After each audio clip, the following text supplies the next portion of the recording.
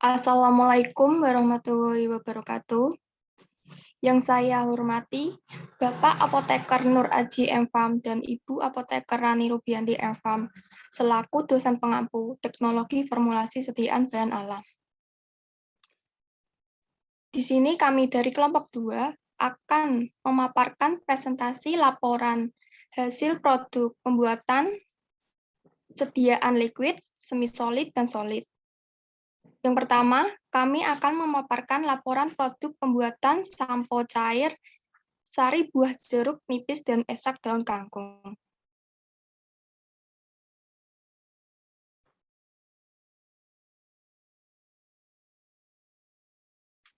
Sebelumnya, izinkan saya untuk memperkenalkan anggota kelompok 2.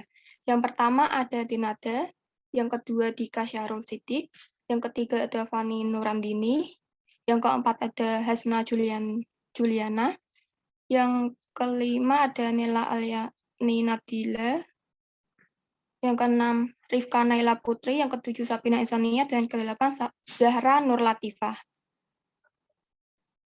Selanjutnya, kepada rekan-rekan untuk melanjutkan presentasi. Baik, pendahuluan.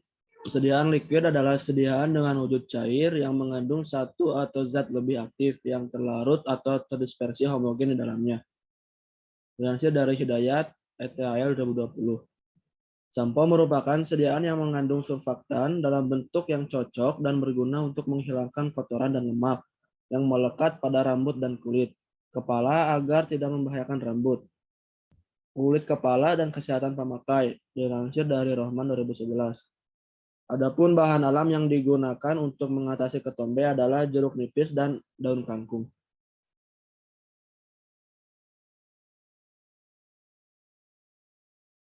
Selanjutnya ada rumusan masalah.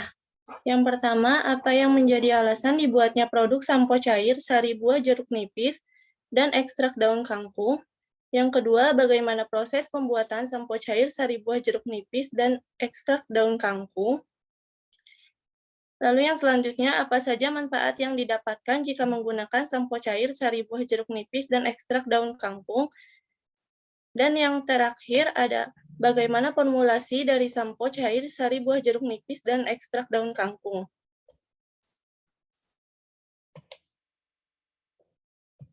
Selanjutnya tujuan. Yang pertama untuk mengetahui manfaat dari sari buah jeruk nipis dan ekstrak daun kangkung. Selanjutnya untuk mengetahui proses pembuatan sampo cair yang terbuat dari sari buah jeruk nipis dan ekstrak daun kangkung. Dan yang terakhir, untuk mengetahui formulasi dalam pembuatan sampo cair yang terbuat dari sari buah jeruk nipis dan ekstrak daun kangkung.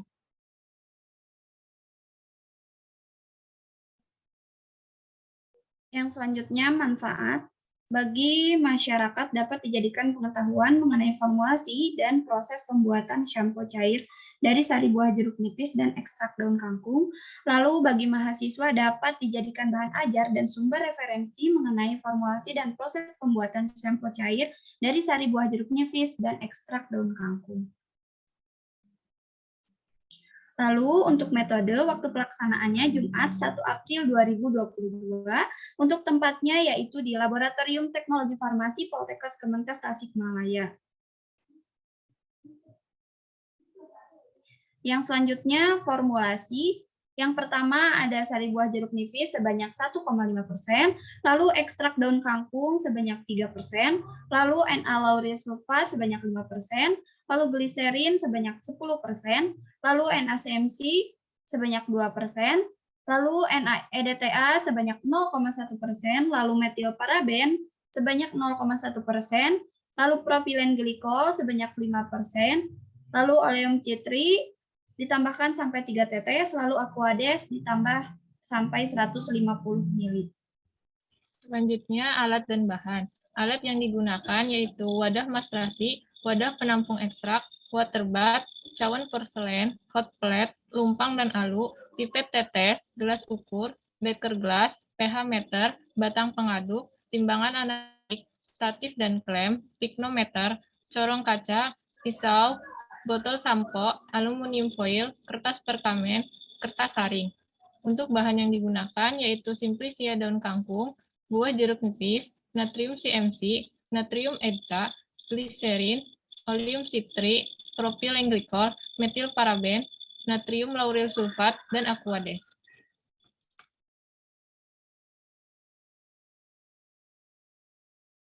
Untuk prosedur kerjanya, yang pertama, potong buah jeruk nipis menjadi 4 bagian, kemudian peras jeruk nipis lalu disaring menggunakan kertas saring.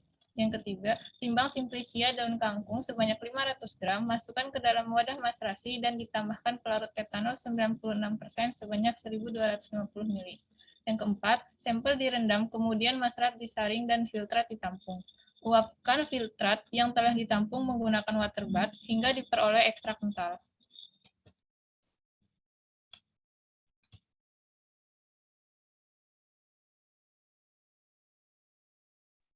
Selanjutnya, langkah ke-6 yaitu larutkan metil paraben dengan menggunakan propylenglikol. Kemudian yang ke-7, masukkan natrium sulfat ke dalam aquades lalu diaduk, lalu tambahkan NaEDTA dan metil paraben. Campuran ini disebut dengan massa 1. Kemudian yang ke-8, masukkan 3 ml aquades dan tambahkan NaCMC, aduk hingga homogen. Setelah NaCMC mengembang, tambahkan campuran massa 1 tadi dan diaduk perlahan. Kemudian, kombinasi sari buah jeruk nipis dan ekstrak kangkung untuk setiap konsentrasi ditambahkan ke dalam basis. Dan yang terakhir yaitu bagi menjadi 3 bagian atau 3 sediaan, lalu masukkan ke dalam botol sampo.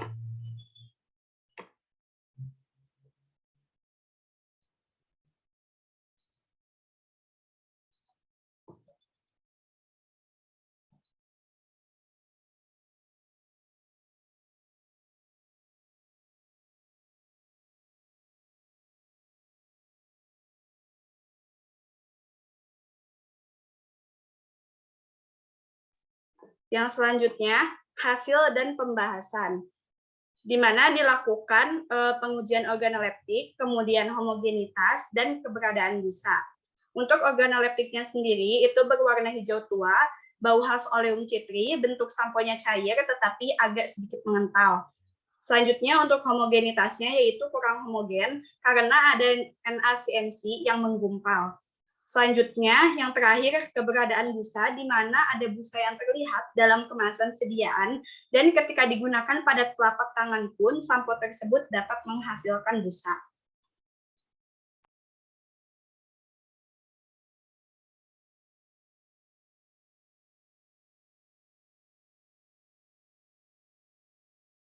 Selanjutnya yaitu hasil dan pembahasan. Ekstrak daun kangkung dapat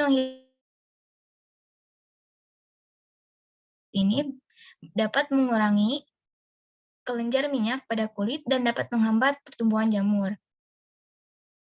Pada proses pembuatan ini tidak menggunakan karbopos 940, diganti dengan NaCMC yang dikembangkan menggunakan air panas sebanyak 20 kali jumlah NaCMC. Maka NaCMC air yang digunakan 60 ml air panas.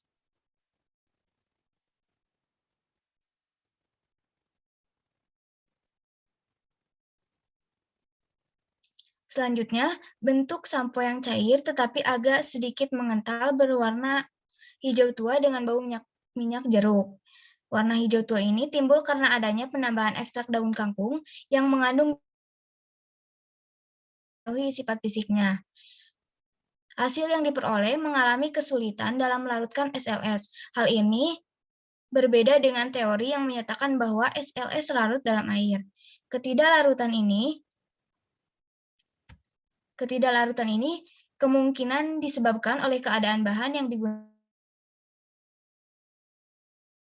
LS yang digunakan yaitu 5% tidak sesuai dengan referensi jurnal karena dikhawatirkan dapat mengiritasi kulit.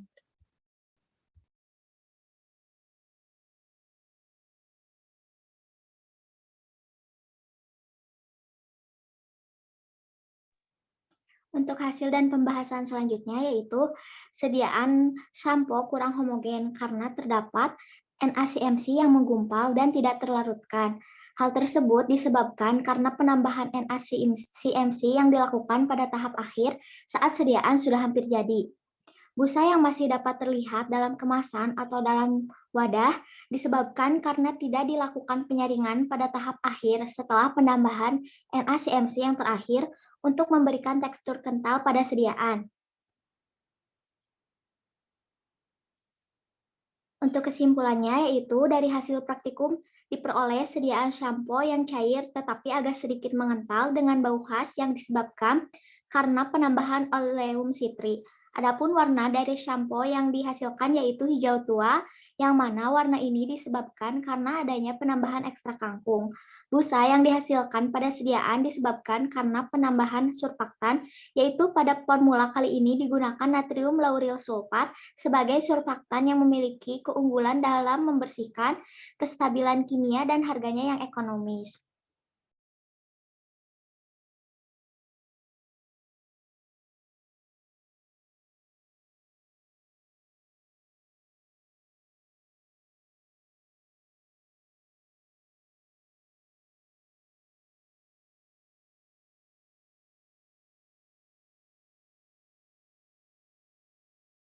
Pemaparan laporan produk gel hand sanitizer ekstrak etanol daun kemangi.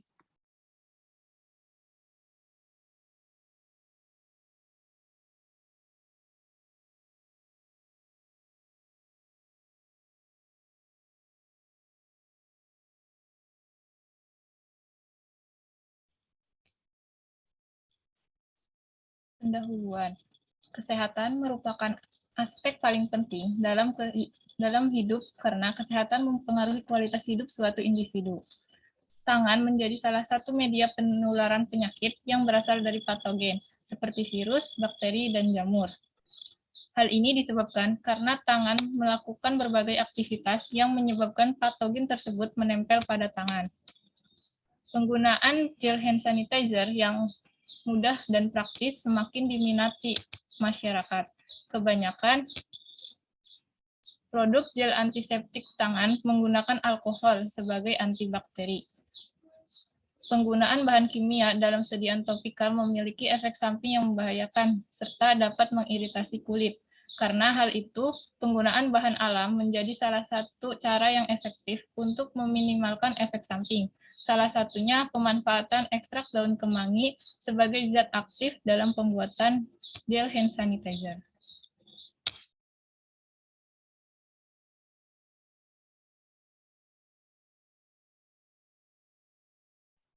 Rumusan masalah.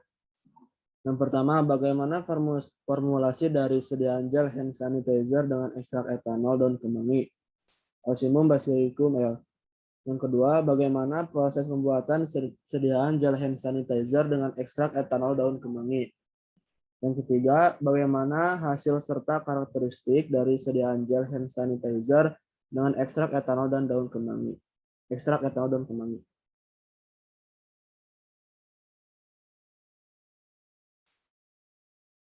Adapun tujuannya yaitu yang pertama, untuk mengetahui formulasi dalam pembuatan sediaan gel hand sanitizer dari ekstrak etanol daun kemangi.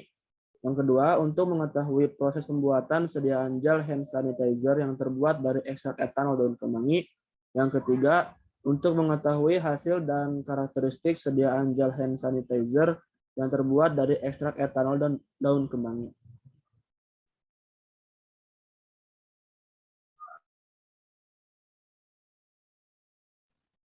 Selanjutnya yaitu manfaat.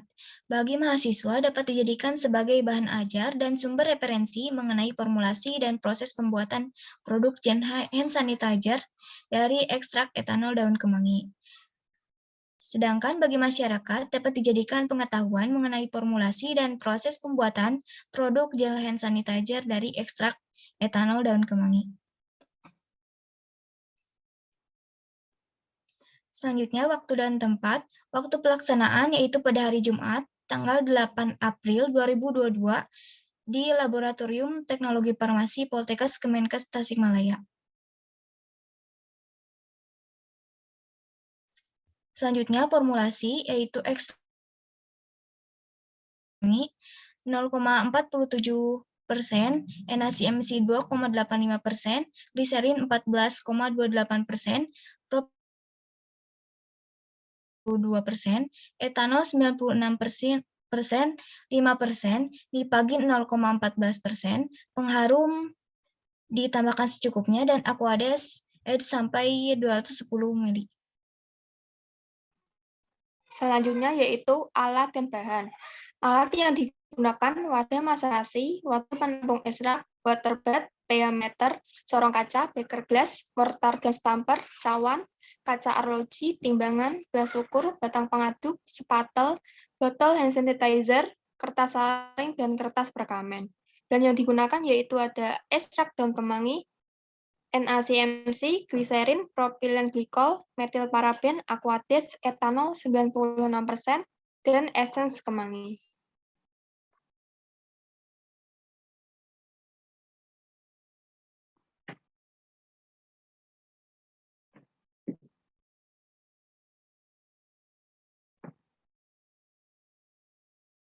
Selanjutnya prosedur kerja dengan yang pertama yaitu pembuatan ekstrak.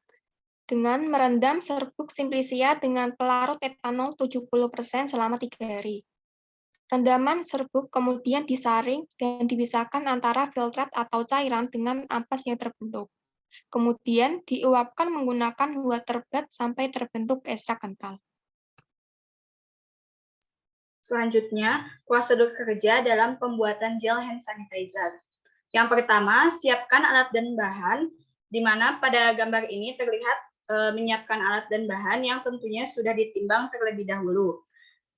Kemudian, NaCMC dikembangkan ke dalam sebagian Aquades, gerus hingga terbentuk basis gel. Selanjutnya, propilen glikol dan gliserin dicampur, kemudian ditambahkan metil paraben, dan aduk hingga homogen.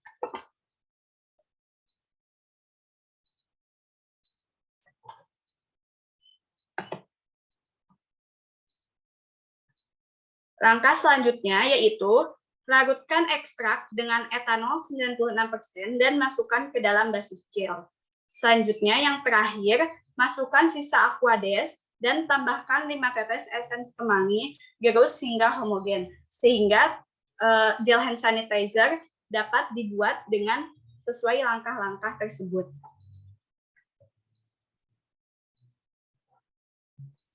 Yang selanjutnya yaitu hasil dan pembahasan. Yang pertama, daun kemangi memiliki potensi kuat yang beraktivitas untuk menghambat pertumbuhan bakteri Staphylococcus aureus untuk meningkatkan keefektivitasan dalam pemanfaatan potensi ekstrak daun kemangi. Maka dibuat dalam bentuk sediaan yang praktis dan mudah digunakan. Penggunaan bahan tambahan seperti gelling agent akan menentukan kestabilan gel yang terbentuk. Proses ini bertujuan untuk mengetahui konsentrasi NaCMC sebagai gelling agent terhadap stabilitas fisik dari gel hand sanitizer ekstrak daun kemangi sebagai antibakteri. Dalam pembuatan hand sanitizer ini digunakan ekstrak kemangi yang sudah dilarutkan dengan etanol 96%. Dalam proses pembuatan sediaan hand sanitizer gel mengalami kesulitan dikarenakan sediaan gel tersebut lengket ketika diaplikasikan. Hal ini mungkin terjadi karena bahan yang digunakan sudah tidak dalam kondisi baik.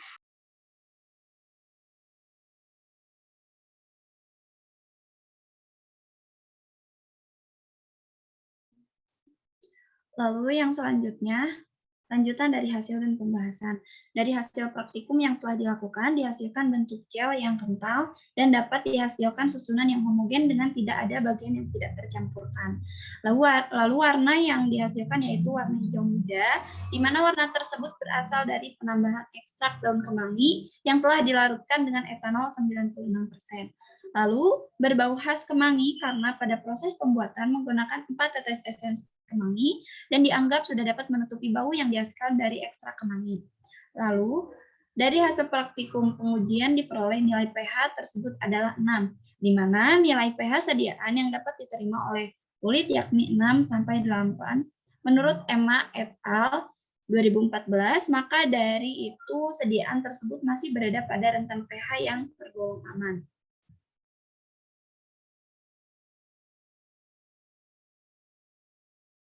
Selanjutnya kesimpulan. Dari hasil praktikum dapat disimpulkan bahwa ekstrak daun kemangi digunakan dalam proses pembuatan sediaan hand sanitizer gel sebagai zat aktif karena memiliki potensi kuat yang beraktivitas untuk menghambat pertumbuhan bakteri S. aureus. Hand sanitizer gel yang telah dibuat memiliki warna hijau muda, bau khas kemangi, dan tekstur yang cukup lengket saat diaplikasikan ke kulit. Meskipun begitu, sediaan hand sanitizer gel yang telah dibuat tersebut homogen dan memiliki pH 6, di mana pH tersebut aman untuk kulit. Lalu yang selanjutnya laporan pembuatan lip balm sari buah stroberi, teknologi formulasi sediaan bahan alam.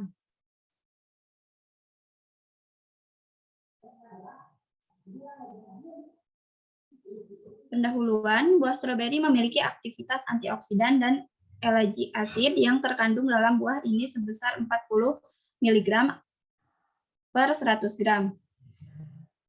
IC 50-100 ppm termasuk antioksidan yang kuat menjadikan buah ini memiliki potensi untuk dikembangkan sebagai sumber antioksidan. Gangguan pada bibir akibat terpapar sinar UV atau kulit bibir yang mudah terkelupas dapat diminimalkan dengan melapisi bibir menggunakan bahan atau sediaan yang sesuai, salah satunya adalah sediaan lip balm. Sediaan lip balm adalah salah satu produk yang diaplikasikan untuk mengurangi pengelupasan pada bibir dan melindunginya dari sinar ultraviolet serta perubahan suhu yang ekstrim.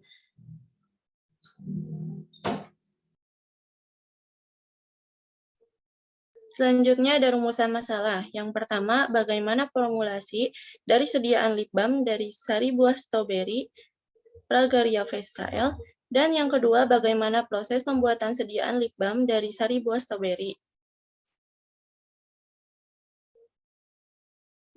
Kemudian ada tujuan.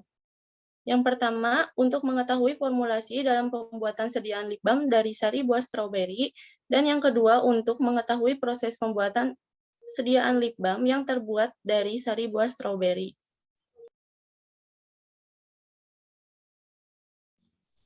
Selanjutnya manfaat. Bagi mahasiswa, dapat dijadikan bahan referensi untuk pembelajaran mengenai formulasi dan cara pembuatan lip balm dari sari buah stroberi. Untuk masyarakat, dapat mengetahui mengenai formulasi dan cara pembuatan lip balm dari sari buah stroberi. Untuk pembaca, dapat menambah wawasan pengetahuan mengenai formulasi dan cara pembuatan lip balm dari sari buah stroberi.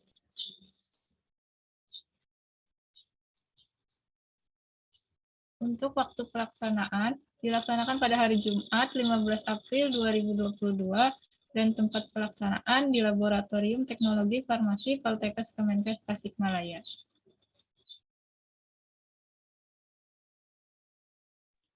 Untuk selanjutnya yaitu alat dan bahan.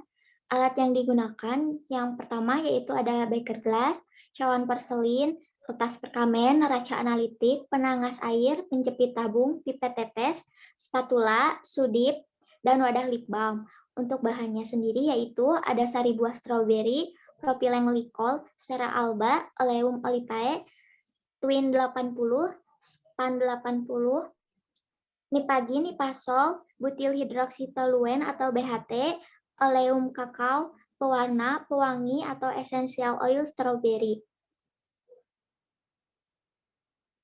Untuk formulasinya, yaitu yang pertama, sari buah stroberi 10%, propylene glycol 5%, cera alba 20%, oleum olipae 10%, twin 80, 5%, span 80, 5%, nipagin 0,2%, nipasol 0,2%, BHT 0,05%, pewarna GS, essential oil strawberry GS, oleum kakao ad 100.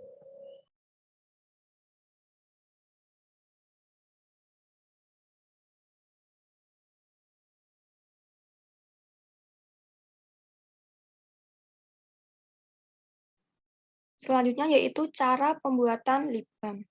Yang pertama, siapkan alat dan bahan yang diperlukan dalam pembuatan lip balm. Selanjutnya, timbang bahan. Sari buah stroberi dilarutkan dengan propylene glycol lalu ditambah BHT, nipagin, dan twin 80. Kemudian aduk hingga homogen, yang disebut dengan campuran A. Kemudian, cera alba dan oleum kakao lalu dimasukkan ke dalam cawan penguap. Kemudian lebur di atas penangas air.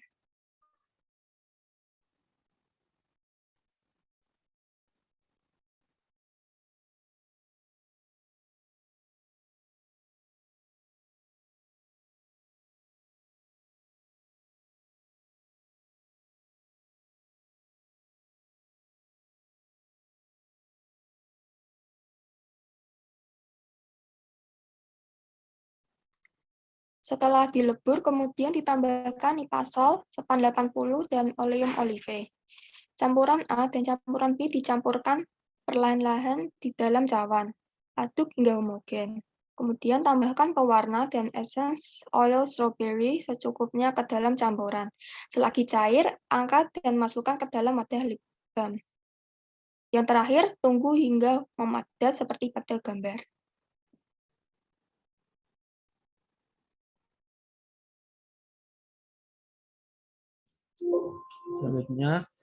Selanjutnya hasil dan pembahasan. Lip balm adalah salah satu jenis kosmetika wajah yang terbuat dari cera, lemak, dan minyak dari ekstrak alam atau sintetik agar dapat menjaga kelembaban dan bersifat sebagai lapisan pelindung bibir dari pengaruh lingkungan yang dapat merusaknya.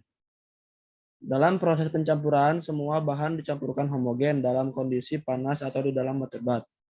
Formula yang dibuat ini merupakan emulsi air dalam minyak, emulgator hidrofilik yaitu Twin 80 dan emulgator lipofilik yaitu Span 80.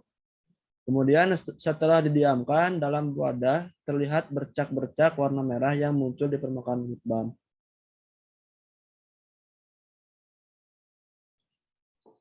Yang selanjutnya yaitu masih hasil dan pembahasan, di mana dilakukan pengujian pada sediaan lip balm ini.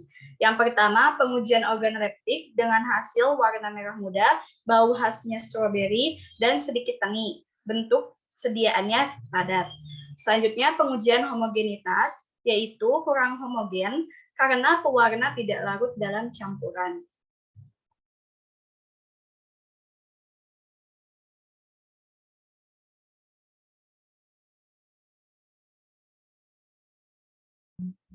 Selanjutnya yaitu kesimpulan. Dari hasil praktikum yang telah dilakukan di hasil tekstur yang lembut saat diaplikasikan. Memiliki bau buah stroberi namun agak tengik yang disebabkan kurangnya penambahan esens. Memiliki warna merah muda bercak-bercak merah di atas permukaannya sehingga lip balm yang dihasilkan kurang tersebut disebabkan karena penambahan. Sediaan lip balm dari sari buah stroberi ini setelah diformulasi lalu ditentukan mutu fisiknya melalui pengujian yang meliputi organoleptis dan homogenitas.